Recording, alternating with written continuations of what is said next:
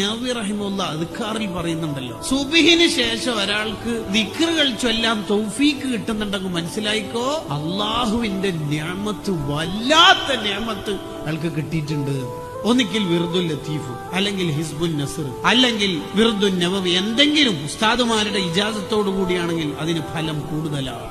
അവിടെ നവവി ഇമാമ് നമ്മളോട് സ്നേഹം കൊണ്ട് പറയാം, എടാ മോനെ, നിനക്കൊരു വല്ലാത്ത ഉറക്കോ വല്ല തിരക്കോ എന്തെങ്കിലും ഉണ്ട് എന്ന് വിചാരിച്ചോ, എന്ന് ഒരു ദിക്റെങ്കിലും നീ ആ സമയത്ത് ചെല്ലണേ. ഒരൗദുബിക്കൽ മാത്തില്ലാഹി, ഒരു സുബ്ഹാനല്ലാഹിൽ അസീം വബിഹംദി, വിർദുൽ ലത്തീഫൊക്കെ ചെല്ലാൻ ആകെ ഒരു 15 മിനിറ്റല്ലേ വേണ്ടു. സ്വർഗം ഉറപ്പിക്കാൻ പറ്റുന്ന ദിക്റല്ലേ, ഈമാനോടെ മരിക്കുമെന്ന് പറഞ്ഞ ദിക്റില്ലേ. ഒരു സിഹറും ഒരു ളാലിമീങ്ങളുടെ ളുൽമും ഒരായിരീങ്ങളുടെ അയിനും എല്ലാ ദീശറിൽ നിന്നും രക്ഷയുള്ള കവചമുള്ള ദിക്റുകളല്ലേ വിർദുൽ ലത്തീഫ് എന്ന് പറഞ്ഞാൽ. ഒരു 15 മിനിറ്റ് ദിക്റുകൾ ചൊല്ലണം. അള്ളാഹ് ഇഷ്ടപ്പെട്ടതിന്റെ അടയാളം.